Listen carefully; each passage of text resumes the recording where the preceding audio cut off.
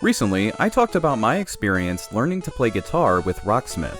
After years of picking up the guitar only to put it back down time and time again, I was finally able to break into the hobby thanks to the structure of this game. It was a truly rewarding experience, gaining a new skill and having fun doing it. Though the entire time I couldn't help but think about what other skills or lessons could be taught through the medium of video games. The concept isn't new by any means. Educational games have been around for years. Where in the world does Carmen Sandiego had kids track down a master criminal by learning geography? Math Blaster was just math homework with some cute animations and a time limit. Even today, one of the most popular ways to learn a new language is through the minigames in the Duolingo app. All of this software was made with the express intent of making learning more fun. However, some games have managed to teach the player without it being their main objective. Games whose primary purpose is fun, not education.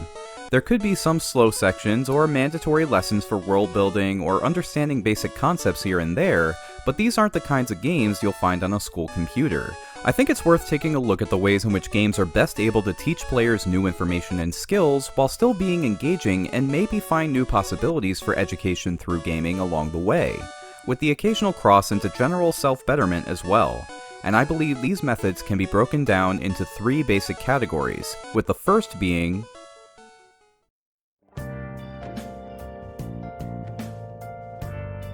the simplest way to teach someone is the direct method, telling them.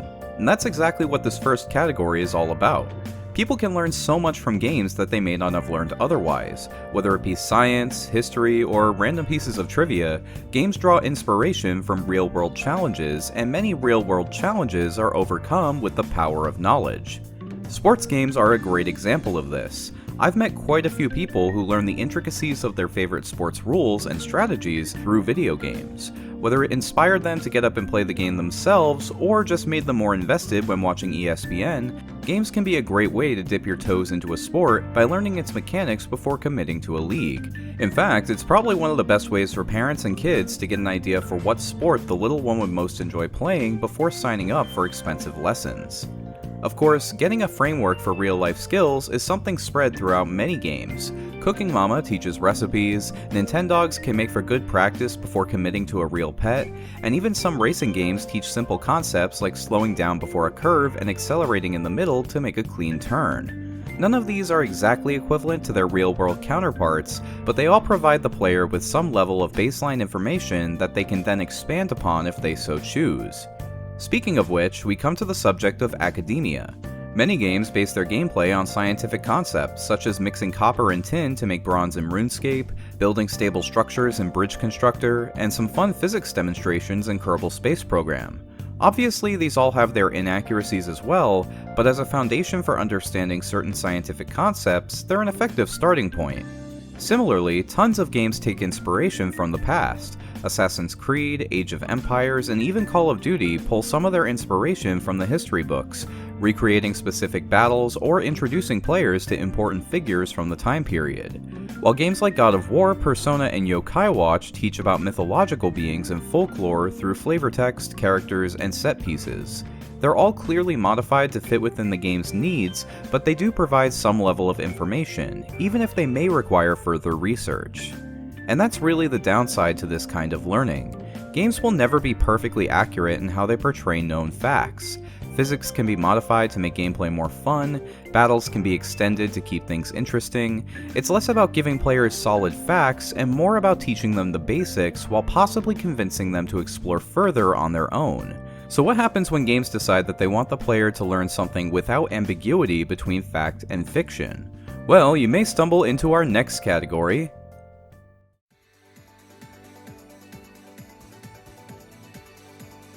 Being an inherently interactive medium, gaming has the power to teach players new skills in ways that books and videos simply can't.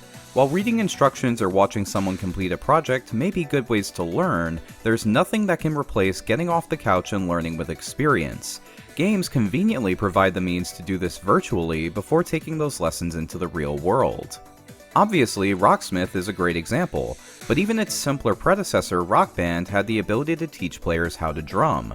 While it's not a one-to-one experience when compared to a real drum kit, the Rock Band drums do teach players basic drumming patterns and timing by having them actually play the peripheral. Of course, these games could also be expanded to include more instruments, such as piano or any other instrument whose sound can be converted into a MIDI signal. Keeping with the music theme, we have games like Just Dance and Dance Dance Revolution. While it can be easily argued that these games don't actually teach you to dance, something I may or may not have learned the hard way at a middle school prom, they do provide a solid foundation for keeping a rhythm, moving to the beat, and what moves might look good or bad on the dance floor for those with good judgment. And speaking of moving, there's also fitness games like Wii Fit, Ring Fit Adventure, and many others that actually get players off the couch and having fun while exercising. Not only that, but many teach players various exercises that can be done outside of the game that they may not have considered beforehand, with Wii Fit going even further in evaluating the player's form. Given the thousands of injuries people experience when working out every year, having educational tools to make fitness fun and safe is always welcome. Of course, physical gameplay can't be brought up without mentioning virtual reality. The power of VR has been known for years, with even the US military using it to train soldiers and sailors for combat.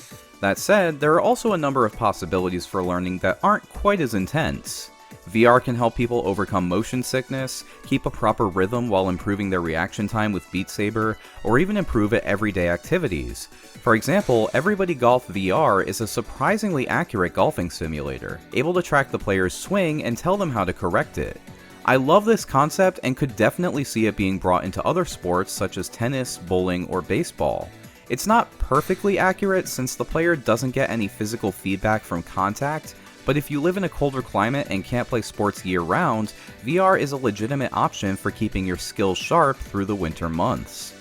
With all that said, this is just scraping the surface of what physical games are capable of. I'm sure that as time goes on, more intricate and useful tools will be developed to teach players real-life skills while having fun.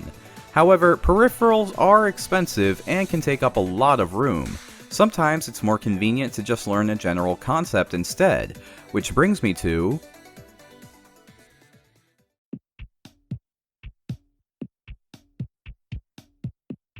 There are some things that can't really be taught in a classroom or through practice, the small lessons gained through the experiences we have over the course of our lives.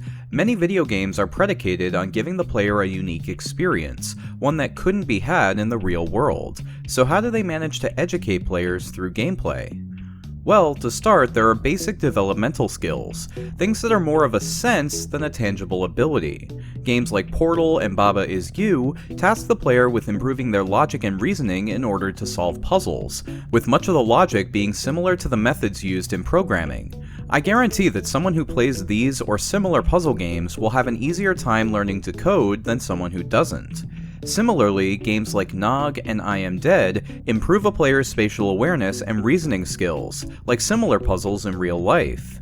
These kinds of games also teach players about pattern recognition. It's often said that games have a sort of secret language that makes it difficult for newcomers to get into the hobby, since many tropes and conventions aren't always explained, like red barrels exploding or cracks in a destructible wall leading to a secret. However, those conventions have to be learned, and in doing so, players begin to understand how to analyze an environment and break it down into smaller pieces to gain a deeper understanding, improving their deductive reasoning. Not to mention games like Ace Attorney and Danganronpa making those concepts the core of their gameplay and stories. Speaking of which, from a narrative perspective, games are able to play with the structure and the fourth wall in ways that would be impossible in other media. The Last of Us Part 2, Metal Gear Solid Psycho Mantis Fight, Spec Ops The Line, and Detroit Become Human are all games that play with narrative structure in a way that peel back the curtain and can get players thinking about how stories are written and what possibilities there might be in terms of symbolism, character development, etc., etc. And of course, where literature goes, philosophy follows. Whether it be a linear narrative or one with branching paths, many games present the player with common philosophical concepts and ask them to think critically about the topic at hand. In linear stories like BioShock, the game puts the player in the shoes of someone experiencing the result of different philosophies clashing, while other games put the player in a position where they have to choose which option to align themselves with. It's more than enough to cause players to think critically about the world around them. Lastly, there's interpersonal skills. Feel free to laugh if you want, but somewhere beneath the mountains of toxicity that will always manage to stand out, many popular games have a tight-knit community that's truly passionate about the thing that they love. The number of people going to conventions and meetups just to celebrate their favorite games is far too high to say that games can't positively impact someone's ability to interact with others. Not to mention games like Rainbow Six Siege, Overwatch, Keep Talking and Nobody Explodes, and the huge range of co-op games that force players to work together on a team. It teaches them how to lead, how to follow, how not to be a dickhead to the point where the entire team mutes them. Through play, they can actually become better, more well-rounded people. And while yes, the anonymity of the medium can lead to, well... So I'm going to be combining the Black Lives Matter strat with the hardcore S&D. Should lead to some pretty good times. Lobby. Oh, BLM. Stop 2.5! We fucking didn't know it's beating that. It can also give players a less intimidating space to open up and socialize or even air out some frustrations, especially in more relaxed games like Minecraft and VR chat. It's a lot easier to get over social anxiety when there are fewer consequences to screwing up. And cheesy as it may be, sometimes one of the best lessons someone can learn through these games is that they're not alone, that there are millions of other people just like them, some of whom may have dealt with similar struggles. I'm watching your stream right now. I just want you to know. Fuck. Shit.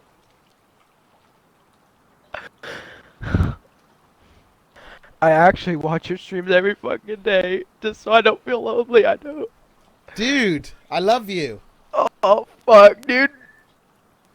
So yeah, games can definitely have a positive influence on a person's education, whether it be gaining knowledge, learning a new skill, or understanding new concepts and thinking more about the world around you. However, there's one final way that games can make players more educated.